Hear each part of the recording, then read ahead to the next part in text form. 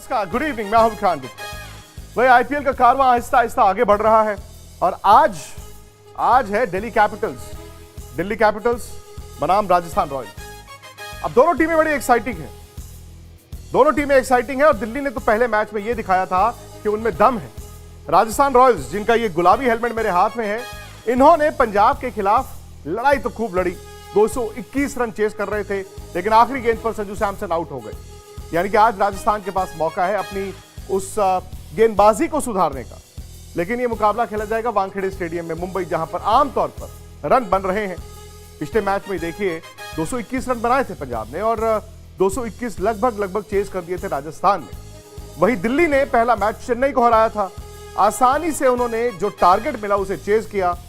Favourites Delhi रहेंगे, इसमें कोई दो राय नहीं, क्योंकि दिल्ली इस साल रेड हॉट टीम है। हालांकि रबाडा के आज खेलने के इम्कानात हैं। नौखिए कोविड से जूझ रहे हैं, इसलिए वो शायद 2 हफ्ते अवेलेबल नहीं रहेंगे। लेकिन बावजूद इसके दिल्ली के पास वो खिलाड़ी हैं, वो बल्लेबाजी है, वो गेंदबाजी है जो राजस्थान के लिए दिक्कतें पैदा कर सकती है। तो ये दोनों टीमों की हेलमेट्स मेरे पास है, क्योंकि आज जिस तरह से बल्लेबाजी होने वाली है, आसान नहीं होगा गेंदबाजों के लिए। मेरे साथ मदन जी भी रहेंगे। और मदन जी, अगर आमने सामने देखें, दोनों टीमें बराबर हैं। 11 मैच उन्होंने जीते हैं, लेकिन अगर आप हालिया फॉर्म देखें या फिर पिछले 2-3 साल की फॉर्म देखें तो दिल्ली फेवरेट होना चाहिए। आप बिल्कुल देखिए विक्रांत, दिल्ली फेवरेट होना चाहिए, क्योंकि जैसे वो बैटिंग कर रहे हैं, उनके टॉप हाफ जो है बहुत ज़्यादा स्ट्रांग है। शिखर धवन, उसका पृथ्वी शाह, उन्होंने जैसे लास्ट मैच में रन बनाए हैं, इतनी तेज़ी से रन बनाए, 165 और 70 के स्ट्राइक रेट से भी बनाए। उसके बाद उनके पास एक्सपीरियंस बॉलर्स भी हैं। और ये नहीं है कि 2 ही बैट्समैन, उसके बाद उनका captain Rishabh Pant, top class की उनकी बैटिंग लाइनअप है। स्टोनी, 4-5 ऐसे खिलाड़ी हैं जिनको बहुत ज़्यादा एक्सपीरियंस है आईपीएल का। और अश्विन और अपना ये लेग स्पिनर अमित मिश्रा, ये देखिए इतने एक्सपीरियंस है कि इनको पता है कि अमित मिश्रा, हाँ, उनको पता है कि कैसे विकेट निकाले जाते हैं। वो अगर उधर देखें तो मैं समझता हूं कि जिसने राजस्थान वर्ल्ड में मैं कहना चाहूँगा, जिसने संजू सैमसन की लास्ट मैच में बैटिंग देखी होगी, तो मैं समझता हूं कि उसने जरूर एक बार खड़ा होकर क्लैप जरूर किया होगा। मैंने ऐसी बैटिंग कभी नहीं देखी।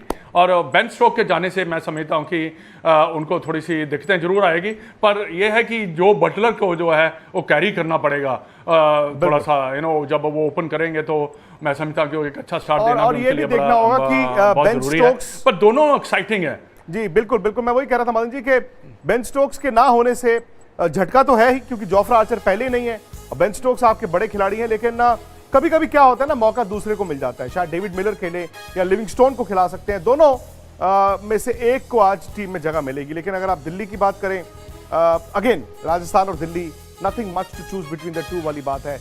वही उतने मैच जीता है, वो भी उतने मैच जीता है। आपस में जब ये लोग खेलते हैं, इसे नॉर्दर्न डार्बी भी कह रहे हैं। लेकिन संजू सैमसन पर सबकी नजरें हैं। संजू सैमसन आईपीएल में उनको कुछ हो जाता है। अब पहली पारी में उन्होंने कप्तान के तौर पर जो 119 रन की पारी खेली, अब सारी दुनिया सलाम कर रही है, कह रही है वाह यार संजू सैमसन क्या बैटिंग करते हो। लेकिन संजू सैमसन के लिए दिक्कत आती है उनकी कंसिस्टेंसी। अब कप्तान के तौर पर जिम्मेदारी है, जिम्मेदारी कभी आपको बिखेर देती है, कभी आपको इकट्ठा कर देती है। शायद लगता यही है कि बल्लेबाज के तौर पर संजू सैमसन को फायदा हुआ है जिम्मेदारी का। अब देखना है कि आज वो क्या करते हैं, क्योंकि विकेट उनको सूट करेगी, लेकिन दिल्ली के पास विकेट लेने वाले गेंदबाज हैं। अच्छा, सामने ऋषभ पंत हैं। अब ऋषभ पंत के लिए भी पहला मैच तो एक तरह से वार्म अप ही था, क्योंकि ज्यादा उनको जरूरत पड़ी नहीं रन बनाने की। लेकिन उनका ओवरऑल अगर आप आईपीएल का रिकॉर्ड देखें वो जबरदस्त है। शिखर धवन पिछली आईपीएल, इस आईपीएल में उन्होंने जबरदस्त शुरुआत की है और एक गोल भी है उनका।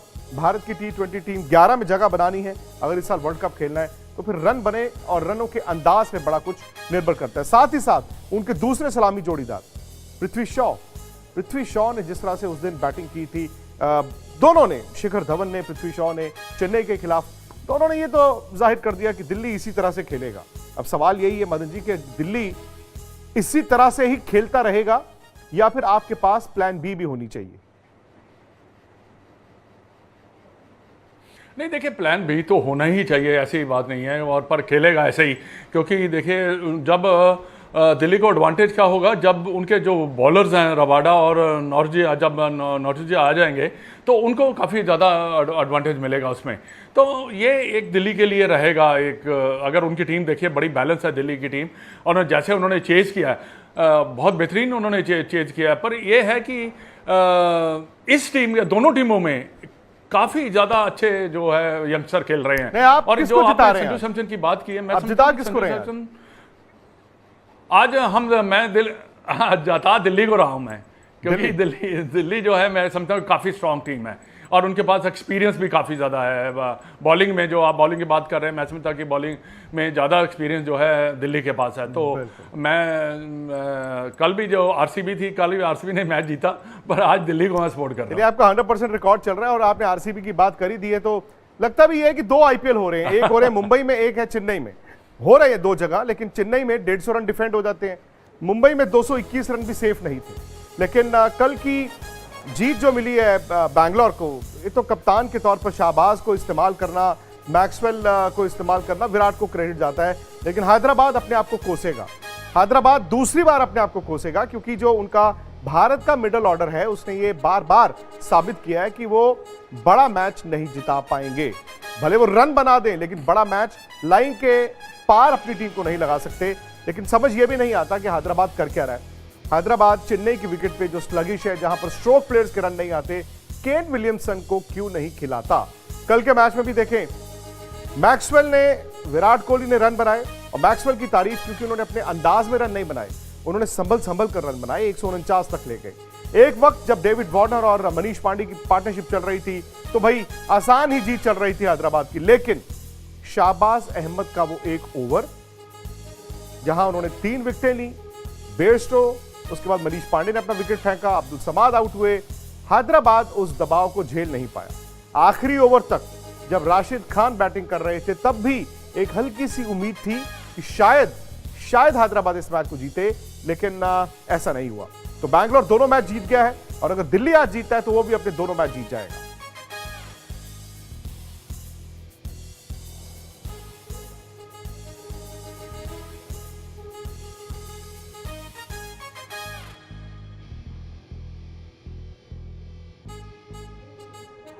चार पॉइंट्स हैं बैंगलोर के, लेकिन आज अगर दिल्ली जीतता है तो फिर दिल्ली का रन रेट भी इंप्रूव होने की और ज्यादा उम्मीद है, क्योंकि वो ऑलरेडी, अगर आप उनका रन रेट देखें तो बहुत ज्यादा आगे चल रहे हैं। तो खैर, ये मुकाबला 7:30 बजे होगा जी आज, और हमेशा की तरह स्पोर्ट्स तक हमारे YouTube चैनल पर हम 6:30 बजे से लाइव आ जाते हैं। वहां पर क्या होता है कि अड्डा बनता है क्रिकेट का, जिसमें आप भी शरीक होते हैं, आप अपने सवाल भी भेजते हैं, अपनी राय भी भेजते हैं, मिलकर हम टीम भी बनाते हैं।